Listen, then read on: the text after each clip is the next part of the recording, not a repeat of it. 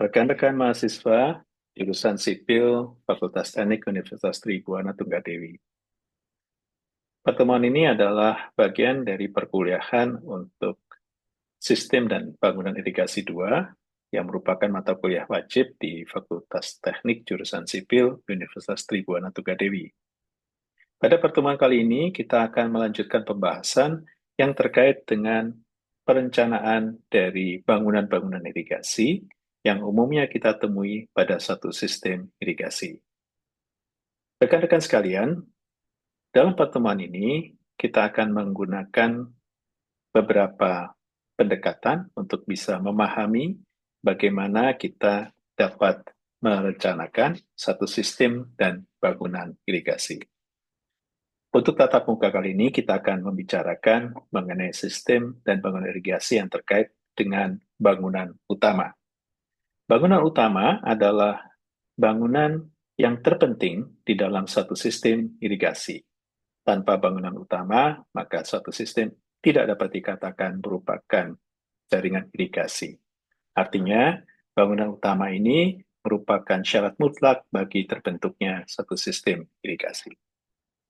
Bangunan utama merupakan fasilitas untuk pengambilan air yang pada umumnya kita temui pada sungai sebagai sumber air alami yang paling banyak tersedia di Indonesia. Sebuah sungai umumnya dibendung, dan bendungan tersebut menyebabkan meningkatnya muka air, dan tinggi muka air yang baru ini dapat dialirkan melalui saluran menuju ke ladang dan sawah yang memerlukan air. Jadi pada prinsipnya, satu sistem irigasi pasti akan memiliki bangunan utama, dan bangunan utama itu adalah bendung bila kita menggunakan sumber air dari sungai, dan tujuan dari bendung ini adalah meninggikan muka air, agar air yang mengalir di sungai dapat kita belokkan memasuki saluran utama, dan selanjutnya dihantarkan sampai ke sawah atau ladang yang memerlukan air. Skema dari bangunan utama dapat dilihat pada layar kita, dan dapat diperhatikan bahwa pada bangunan tersebut kita temui beberapa komponen, yaitu pertama-tama tentu adalah tubuh bendung, kemudian pintu pembilas, pintu pengambilan, saluran utama untuk pengambilan air, dan kantong lumpur sebagai pembilas. Secara visual, kita juga bisa mengamati di dalam lingkungan sekitar kita, dan apabila rekan-rekan mengunjungi sebuah sistem irigasi, maka umumnya bisa melihat bangunan utama yang berupa bendung irigasi semacam pada gambar di layar ini. Apabila bangunan utama kita gambar secara teknis, maka dapat kita perhatikan bahwa suatu bangunan bendung yang merupakan bangunan utama dari suatu sistem irigasi umumnya dilengkapi dengan beberapa komponen. Sebagaimana telah kami sebutkan sebelumnya, pertama-tama kita tentu melihat adanya bangunan pengelak sebagai bangunan awal yang menghantarkan air masuk ke dalam sistem irigasi. Kemudian ada muncul mercu atau pintu peninggi muka air. Kemudian berikutnya ada bangunan peredam energi, bangunan pengambilan, bangunan pembilas, kantong lumpur, dan akhirnya tanggul banjir sebagai pelindung di sebelah hilir. Bangunan pengelak umumnya ditempatkan di sebelah hulu dari sebuah bangunan bendung. Tugas bangunan pengelak ini sebenarnya adalah untuk melindungi proses konstruksi apabila sedang dilakukan pembangunan dari mercu bendung. Mercu bendung biasanya terletak tepat di tengah-tengah penampang sungai yang tegak lurus, dan umumnya merupakan bangunan yang paling besar volumenya dari satu sistem irigasi. Bangunan utama ini biasanya terdiri dari sebuah mercu bendung yang berfungsi meninggikan muka air, yang kemudian di sebelah hilirnya terdapat peredam energi, di sebelah kiri atau kanan, bahkan kadang-kadang kedua-duanya, terdapat pintu pengambilan air, dan kemudian pintu pengambilan air ini membawa air masuk ke dalam saluran irigasi melalui apa yang disebut sebagai kolam lumpur, yang kemudian kolam lumpur ini dipisahkan oleh sebuah pintu masuk ke saluran primer irigasi, dan sisa lumpur yang tertampung di kolam lumpur ini dapat dibuang melalui bangunan pembilas. Apabila kita mengamati sebuah bangunan utama berupa bendung, maka selain gambar denah yang telah kita sajikan di gambar sebelumnya, kita juga harus memperhatikan keberadaan dari potongan untuk masing-masing bagian dari bendung tadi. Pada pintu pengambilan intake irigasi, kalau kita amati, denahnya adalah seperti ini.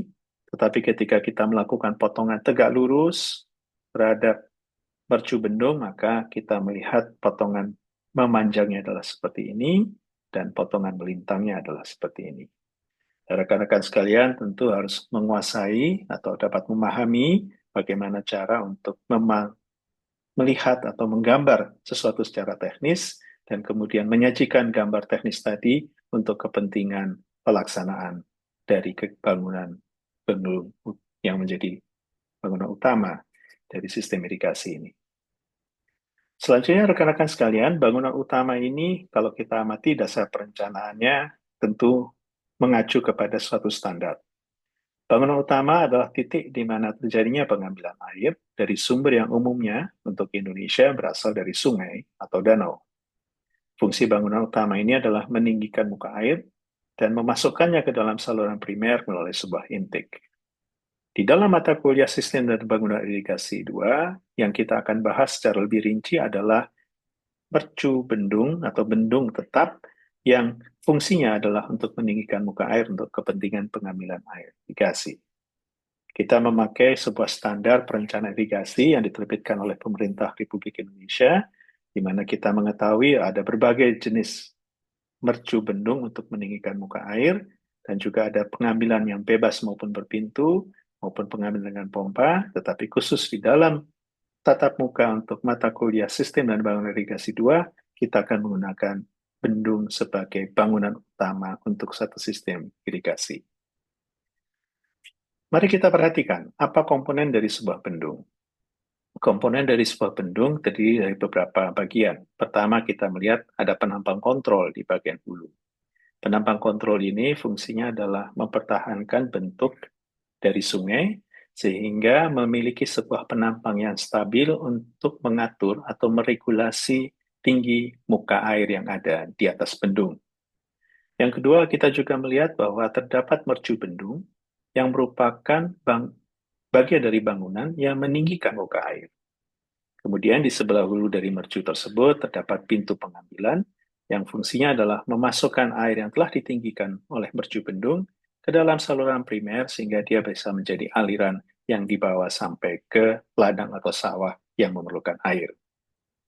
Oleh karena mercu bendung meninggikan muka air, maka otomatis ketika aliran tersebut terbawa ke hilir, maka dia akan melalui bagian hilir dari mercu yang kita sebut sebagai saluran peluncur.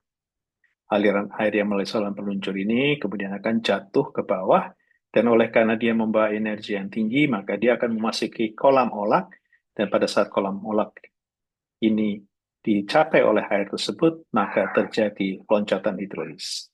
Loncatan hidrolis ini memisahkan air yang telah mengalir dengan kecepatan yang tinggi dalam kondisi kritis atau superkritis menjadi aliran subkritis, agar kembali aliran tersebut secara alamiah dapat masuk ke sungai melalui penampang kontrol yang di sebelah hilir. Apabila kita hendak merencanakan satu bangunan utama, maka tentunya kita perlu mengetahui terlebih dulu tahapan apa yang perlu disiapkan atau dilakukan sebelum kita dapat melakukan perencanaan. Maka di dalam slide ini dapat kita lihat di layar bagaimana urutan atau tahapan-tahapan yang harus ditempuh apabila kita hendak merencanakan suatu sistem irigasi, khususnya pada bangunan utama yang dalam hal ini adalah sebuah bendung. Pertama, tentu kita harus melakukan survei topografi, yang hasilnya adalah satu peta topografi untuk menentukan letak bangunan utama atau bendung yang kita inginkan.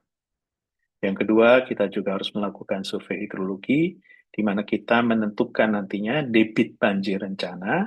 Ini penting karena debit banjir rencana akan menentukan dimensi dari bendung. Dan yang kedua juga debit andalan, atau debit yang direncanakan akan mengalir sehari-hari melalui tubuh bendung, yang akan ditinggikan oleh mercu dan kemudian diambil airnya untuk kepentingan irigasi. Yang ketiga, survei hidrologi juga akan memberikan gambaran berapa kebutuhan air yang ada dan dapatkah kebutuhan air tersebut dicukupi.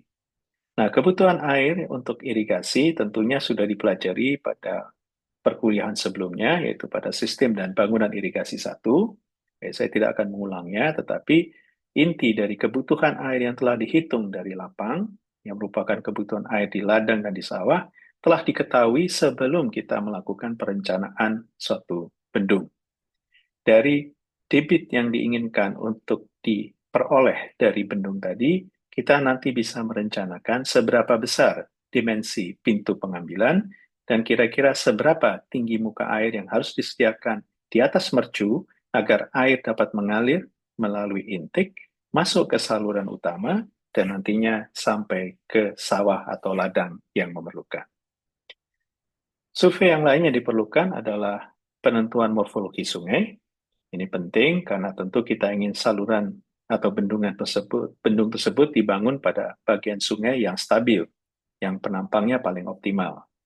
Dari morfologi sungai kita bisa nanti menentukan tinggi mercu bendung, dan setelah kita juga mengetahui data-data kondisi penampang sungai berdasarkan hasil survei, maka kita bisa menentukan lebar bendung, lebar piral, dan juga pangkal tembok yang akan dipasang untuk mengamankan posisi dari mercu bendung tadi.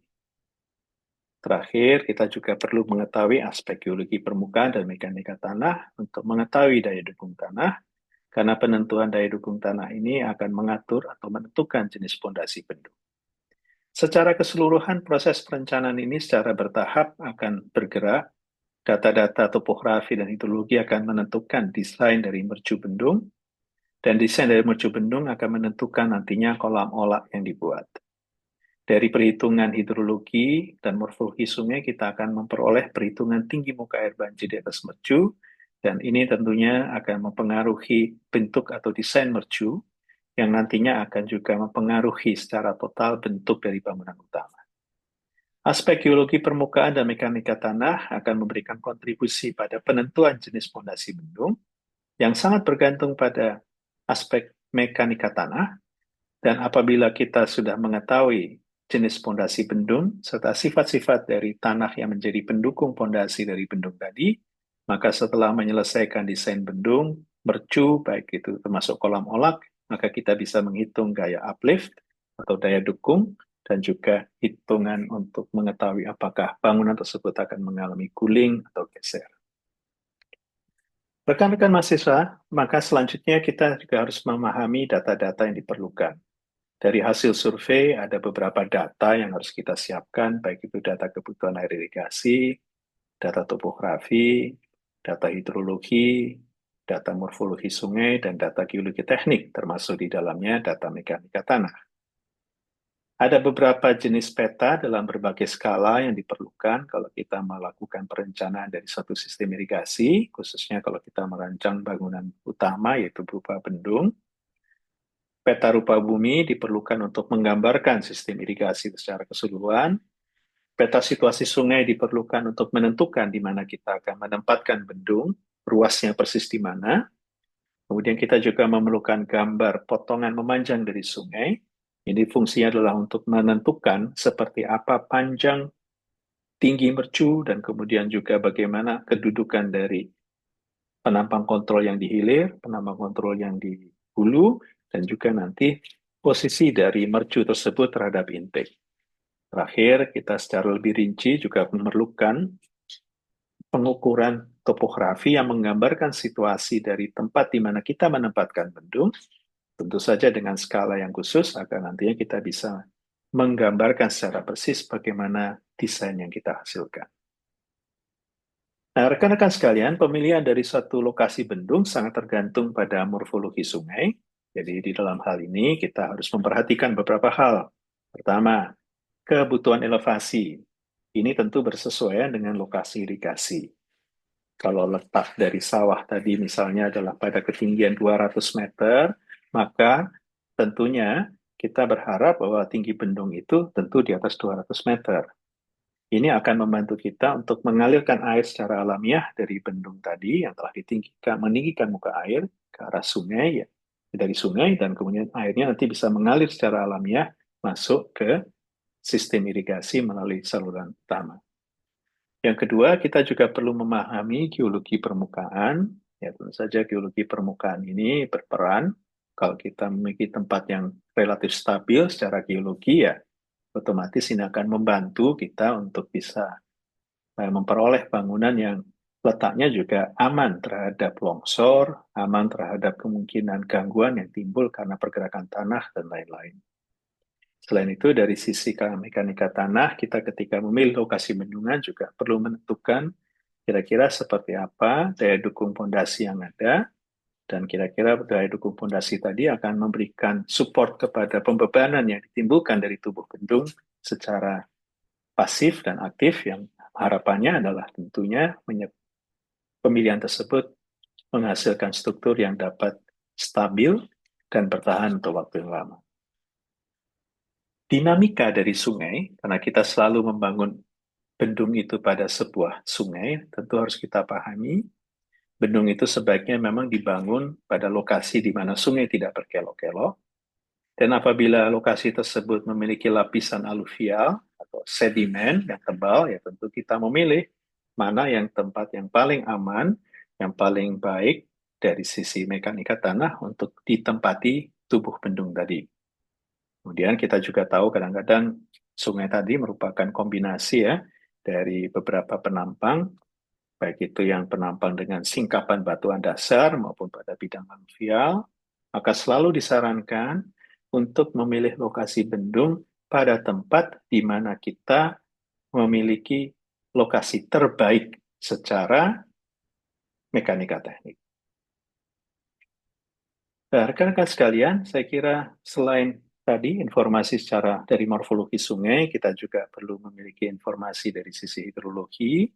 Ya, tentu kita perlu tahu, ya, seperti apa performance dari lokasi tersebut, berapa debit yang dimiliki pada tempat tersebut, berapa banjir rencana yang terjadi di lokasi tersebut, dan itu semuanya merupakan data-data yang penting diperoleh sebelum dilakukan perencanaan.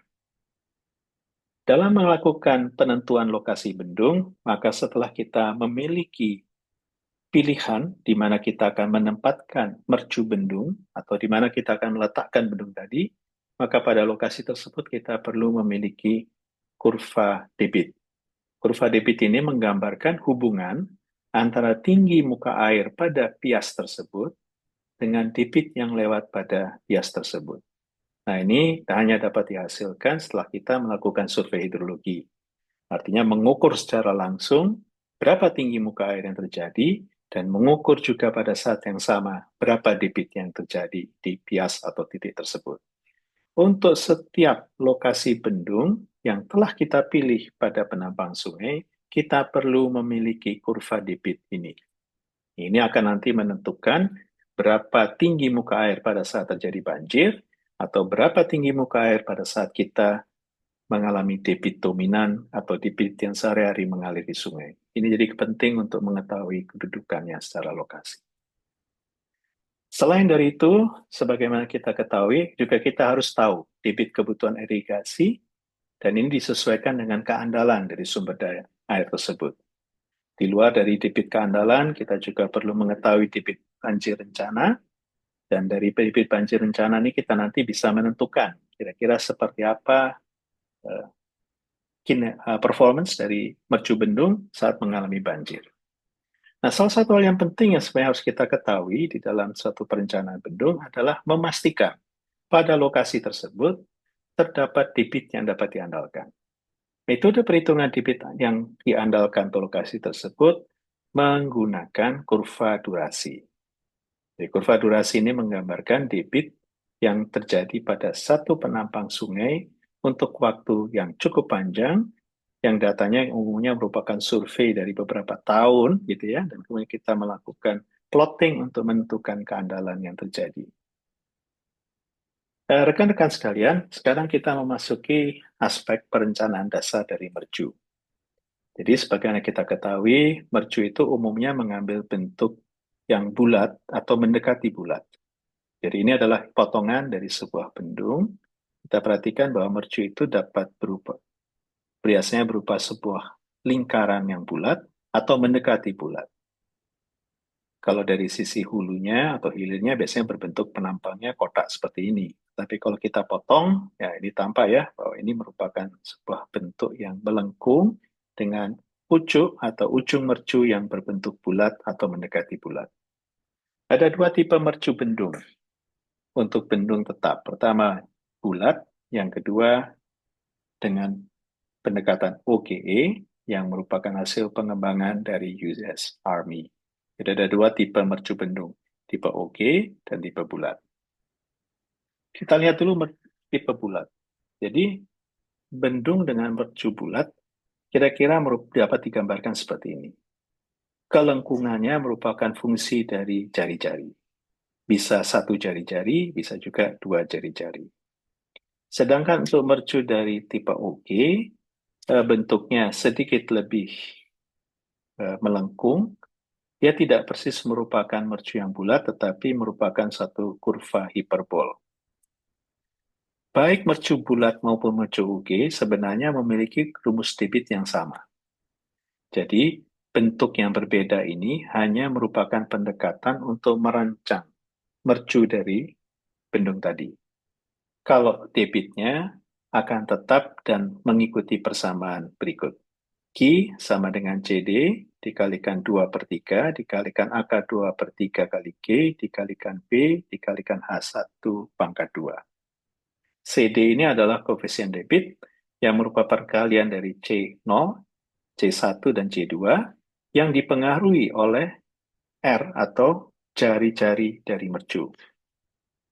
Yang kedua adalah B atau lebar dari seluruh ambang mercu. Jadi kalau kita mundur sedikit, B itu adalah lebar dari seluruh ambang mercu ini. Jadi seberapa lebar atau panjang mercu, ini dinyatakan dengan angka B. Sedangkan H adalah tinggi muka air yang terjadi di sebelah hulu dari mercu sebelum air itu mengalir tepat di atas mercu bendung. Jadi H1 ini adalah tinggi energi di depan mercu yang dihitung dari dasar penampang.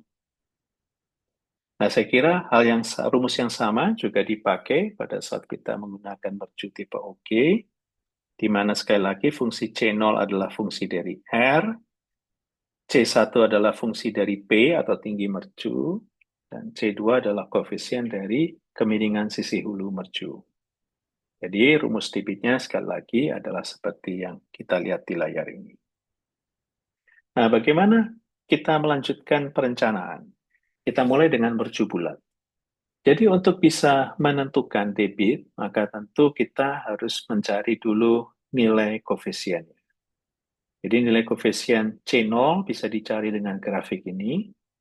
C0 ini angkanya di sini ya. Kita bisa mencari angka C0-nya ini dengan memasukkan perbandingan ini. Perbandingan antara H1 terhadap R.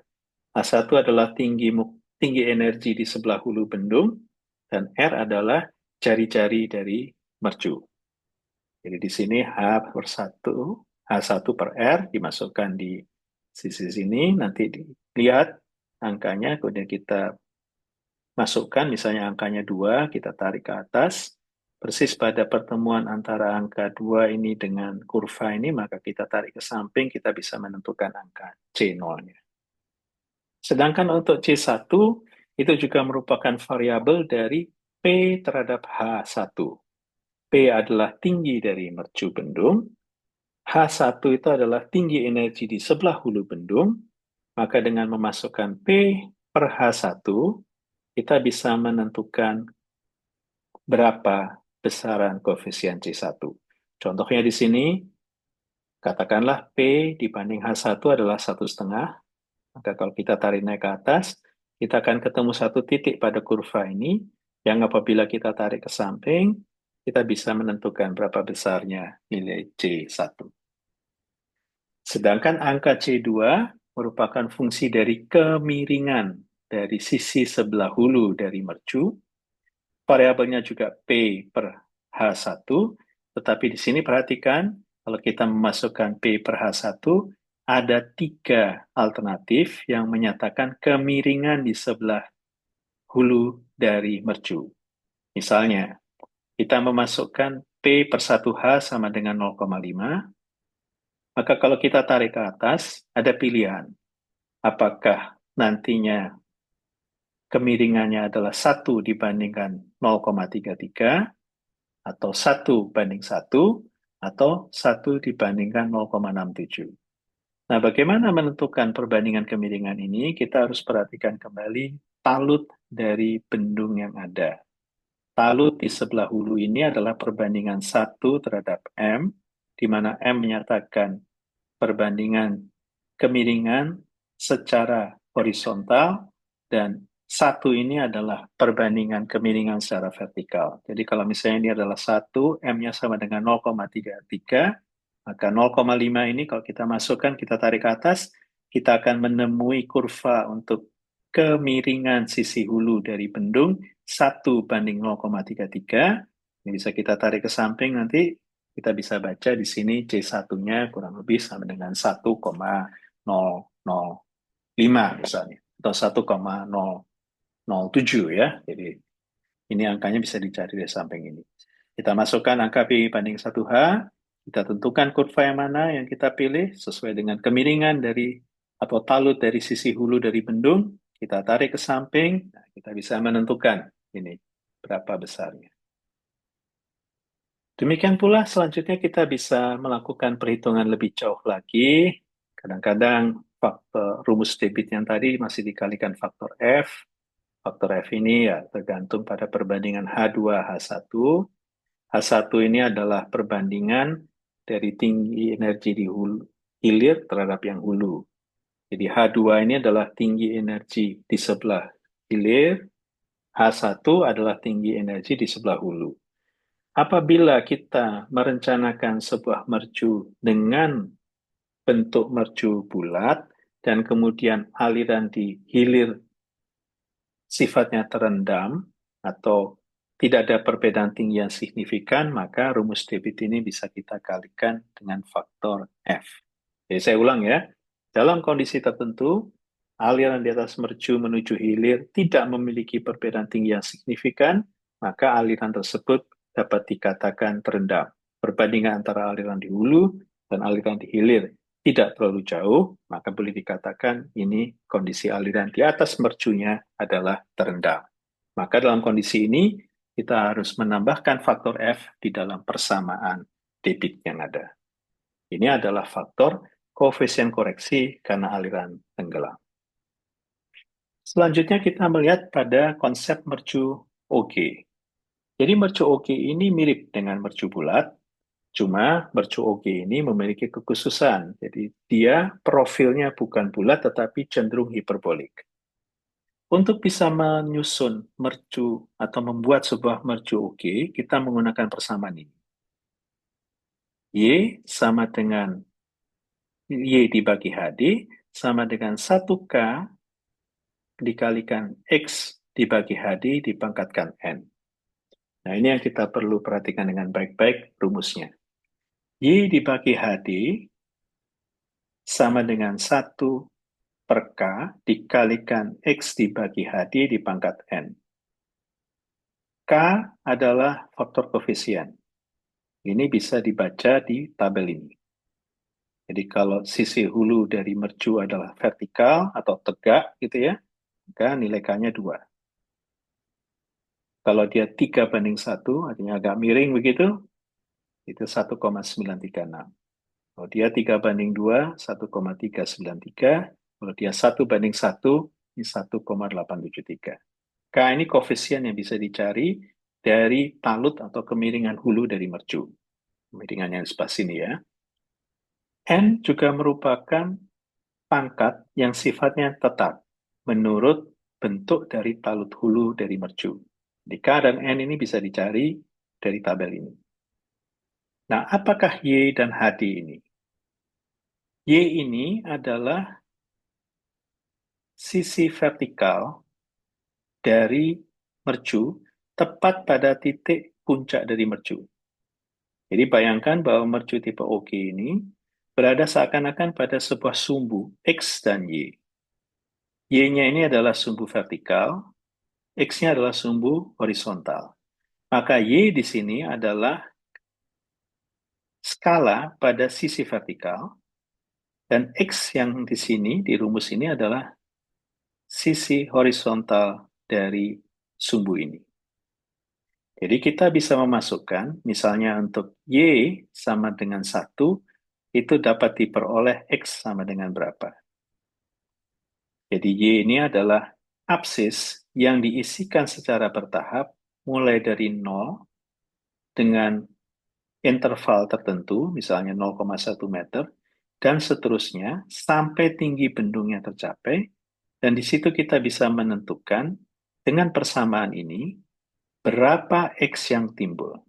Jadi kalau di sini X sama dengan Y sama dengan 0, X sama dengan 0.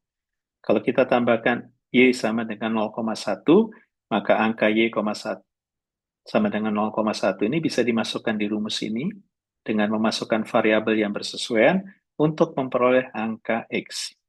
Jadi X ini adalah ordinal yang diperoleh dari persamaan di atas dengan memasukkan syarat HD. HD ini apa? HD ini adalah tinggi aliran kritis yang berada tepat di atas mercu bendung. Jadi, kalau H1 itu adalah tinggi energi di sebelah hulu dari mercu bendung, HD ini adalah tinggi kritis tepat di atas mercu bendung. Jadi Y ini dibagi HD sama dengan 1 per K dikalikan X dibagi HD dipangkatkan N. K dan N bisa dicari dari tabel ini, sedangkan HD ditentukan dari perhitungan hidrolika. Jadi dengan demikian kita nanti bisa membuat persamaan hiperbol ini dengan memakai sumbu X dan Y tepat pada titik puncak dari mercu ini.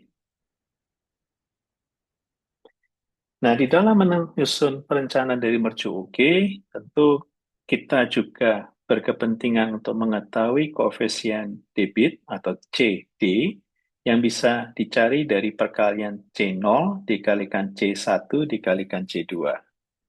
C0 untuk mercu OK ditetapkan sebesar 1,3.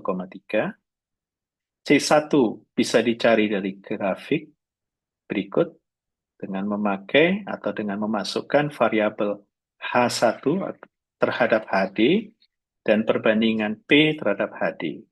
Sekali lagi, H1 ini adalah tinggi energi di sebelah hulu dari mercu bendung. HD adalah ketinggian air tepat di atas mercu bendung yang dianggap berada dalam keadaan kritis. P adalah tinggi mercu, HD ini adalah ketinggian muka air di atas mercu bendung yang dianggap pada saat aliran kritis. Jadi ini dipakai, grafik nomor 5 ini bisa dipakai untuk mencari angka C1. Sedangkan untuk C2 bisa memakai grafik yang sebelumnya, grafik nomor 3, grafik yang ini. Jadi C2-nya sama antara mercu bulat dengan mercu OK. Nah, di dalam keadaan tertentu, kadang-kadang mercu itu mengalami aliran di mana sebelah hulu dan hilir ini tidak terlalu berbeda jauh, sehingga alirannya dikatakan terendam. Kalau ini terjadi pada mercu OK, kita sekali lagi menambahkan atau mengkalikan faktor F. Nah, faktor F ini adalah faktor koreksi karena aliran tenggelam. Nah, untuk mercu OK, kita bisa memakai grafik nomor 6 ini untuk menentukan nilai F. Nah, bagaimana cara kita menentukan nilai F? Pertama, kita memasukkan perbandingan H2 terhadap H1. H2 terhadap H1, dan perbandingan P2 terhadap H1, perbandingan tinggi mercu terhadap H1. Misalnya, H2 terhadap H1 sama dengan 3, sedangkan P di sini sama dengan misalnya juga 2, maka kita cari ketemunya di mana. Oh, ternyata ketemunya di sini ya. Maka angkanya persis beririsan dengan nilai 0,995. Jadi 2 ini gitu ya. Ini 3 ketemunya di sini. pas bersama dengan garis potong ini, maka nilai F-nya sama dengan 0,995. Nah, dengan demikian maka kita dapat merumuskan debit yang ada, ya. Kita bisa menggunakan rumus yang ada ini, Q sama dengan CD per kalikan 2 per 3 dikalikan akar 2 per 3 kali Q kali B, lebar keseluruhan dari ambang atau mercu tadi, dikalikan H1 dipangkat 1,5. Rumus ini bisa digunakan untuk mencari debit di atas mercu. Nah, selanjutnya kita tentu ingin merumuskan ya, berapa lebar mercu. Nah, lebar mercu ini bisa kita susun dengan menggunakan persamaan berikut. Kita harus mencari lebar efektif mercu yang merupakan hubungan antara lebar mercu sebenarnya dengan jarak antara pangkal-pangkal bendung dan atau pilar. Jadi, untuk menghitung B, kita sebenarnya harus menggunakan BE atau B efektif. Ini merupakan lebar keseluruhan dari mercu setelah dikurangi dengan lebar dari pilar, dan BE ini merupakan fungsi dari lebar total dikurangi 2 kali N kali KP ditambah KA. Nah, KP dan KA ini adalah koefisien yang menyatakan hubungan dari kontraksi aliran yang terjadi pada mercu ini. Perhatikan bahwa rumus ini dipakai untuk menghitung lebar bentang mercu yang bersifat efektif. Jadi contohnya, BE sama dengan B atau lebar bentang mercu dikurangi 2 dikalikan N yang merupakan jumlah pilar dikalikan koefisien pilar ditambah KA yang merupakan koefisien kontraksi di pangkal bendung dikalikan H1. Nah, ini baru kita bisa mendapatkan BE yang nanti dimasukkan ke dalam rumus debit yang ada. Jadi kita tidak langsung memakai B ini dari lebar bersih bendung, tapi harus dihitung, dikalibrasi terhadap persamaan ini. Nah, koefisien kontraksi di pilar bergantung pada bentuk dari pilar. Ya, kalau bentuk pilarnya seperti ini nilainya 0,2, kalau seperti ini 0,01, kalau semacam ini 0. Kalau kemudian bentuk dari ambang kontraksi aliran pangkal temboknya seperti ini, maka nilai KP-nya sekian. Kalau dia bentuknya melengkung, nilainya seperti sekian. Nah, rekan-rekan sekalian, saya kira dari sini kita juga perlu memperhatikan ya bahwa ada kadang-kadang faktor konversi tinggi air dari ke tinggi mercu. Ini kita mengikuti rumus ini ya. Bisa dicari perbandingannya dari, bisa dibaca ya rumusnya seperti ini, diturunkan. Nanti kita juga bisa perhatikan bahwa variabel ini berlaku untuk penampang yang bentuknya tidak persis sama dengan penampang swinger. Nah, berikutnya saya kira kita masuk ke perencanaan saluran peluncur. Peluncur di sisi hilir, ini juga bagian setelah terjadinya luncuran air ya. Jadi setelah mercu terjadi, lewat puncak mercu, maka kita mengalah air akan lewat di saluran peluncur ke arah sini. Dan perencanaan saluran peluncur ini biasanya langsung berhubungan dengan kolam olah. Kolam olah ini adalah tempat di mana terjadi loncatan hidrolik. Nah, perhatikan bahwa dalam menentukan merencanakan kolam olah, kita juga perlu mengetahui berapa besar loncatan yang terjadi. Untuk itu, kita harus menghitung uh, kecepatan aliran yang terjadi, dan tentu saja ini harus kita perhitungkan dengan baik ya, memakai rumus ini. Jadi, aliran yang memasuki kolam olah dari saluran peluncur, kita cari kecepatannya dengan rumus ini, di mana U1 sama dengan akar dari 2G dikalikan H1 tambah Z dibagi 2.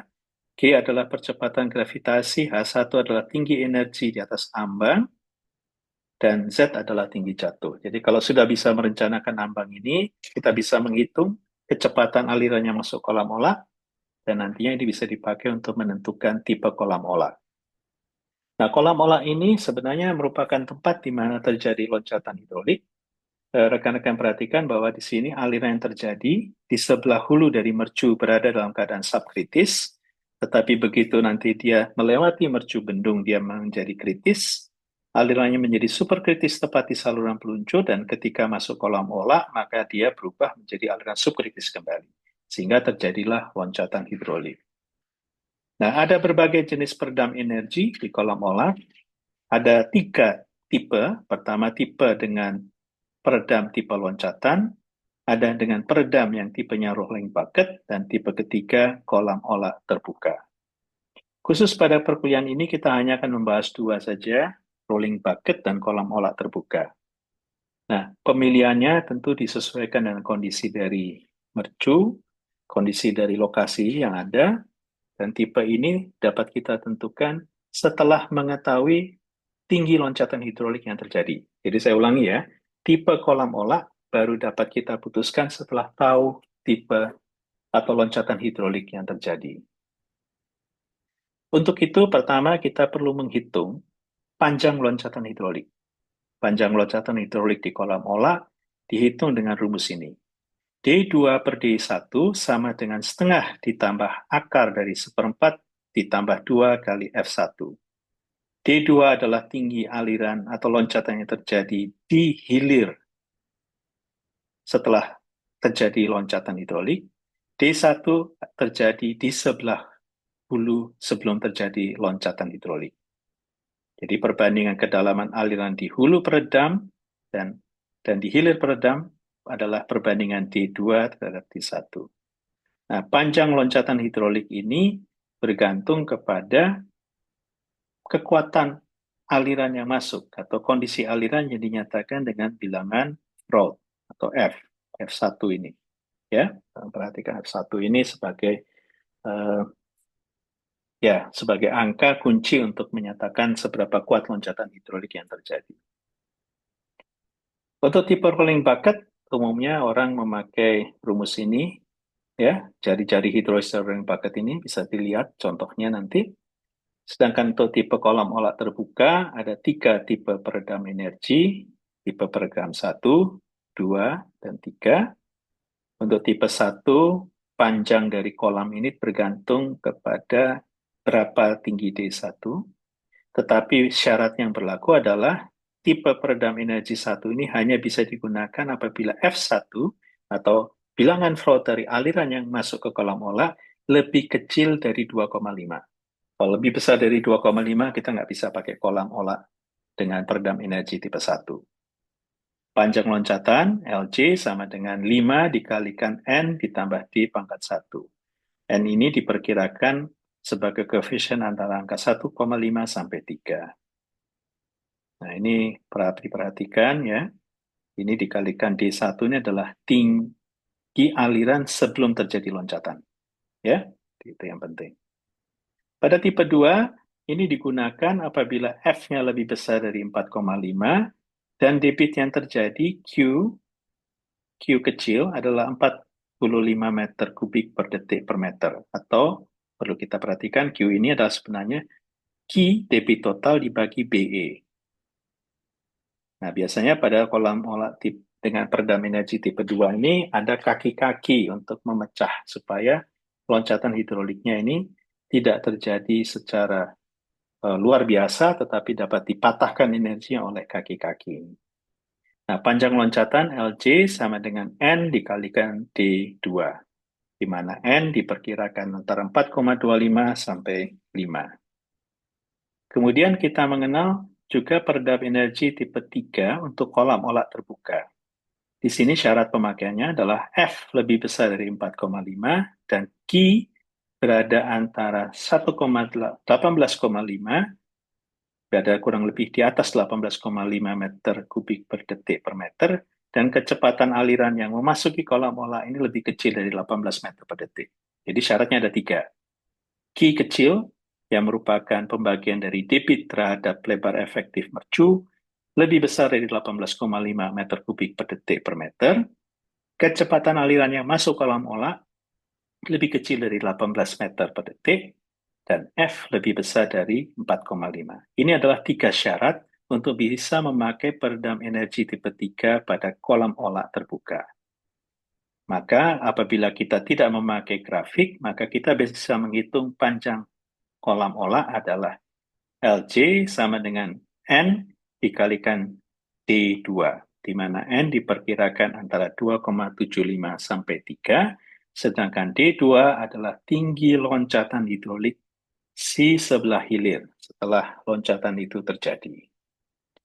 Terakhir adalah peredam energi tipe 4 untuk kolam olah terbuka. Syaratnya ada 3 juga, bahwa Q kali ini lebih kecil dari 18,5 meter kubik per detik per meter, U atau kecepatan aliran yang masuk ke kolam olah lebih kecil dari 18 meter per detik, dan F atau angka float dari aliran yang terjadi di kolam olah ini berada antara 2,5 sampai 4,5. Apabila kita tidak memakai grafik, maka panjang kolam olah ini bisa dihitung dari rumus ini. LJ sama dengan N dikalikan 2D, di mana D2 ini adalah tinggi muka air setelah loncatan hidrolik, yang letaknya di sebelah kiri dari loncatan hidrolik, dan N ini adalah koefisien yang besaran antara 2,75 sampai 3. Nah, pada kolam olah terbuka tentu ada gigi-gigi yang kita sebut sebagai bevel ya. Ini, bevel block ini. Desainnya bisa dilihat di sini seperti apa. Syaratnya tentu dengan memasukkan angka Freud dan kemudian melihat perbandingan antara H per D. Jadi ini menentukan nanti ya H3 tinggi dari baffle-nya terhadap D1 atau tinggi aliran yang masuk ke dalam saluran tadi. Nah, ini adalah tahapan bagi kita untuk bisa merencanakan kolam olah jenis terbuka. Di sebelah hilir dari kolam olah biasanya ditambahkan riprap. Ini merupakan tambahan pasangan batu kosong yang dipadatkan untuk mengelola agar aliran yang terjadi setelah loncatan itu tidak bisa diredam juga tambahan sebelum memasuki sungai secara alami. Jadi secara teknis di sebelah kiri dari kolam olah biasanya kita tambahkan pasangan batu berbentuk riprap untuk ikut bantu mengendalikan aliran yang terjadi. Saya kira demikian yang bisa kita sampaikan untuk perkuliahan kita pada kesempatan ini, dan moga-moga apa yang kita peroleh ya dalam tatap muka ini bisa dipelajari sendiri dari materi yang ada, dan semoga kita semua dapat menyimak dan memperhatikan dengan lebih baik. Terima kasih, kita bertemu pada kesempatan berikutnya. Demikian kuliah dapat kita akhiri. Selamat siang, sampai berjumpa kembali.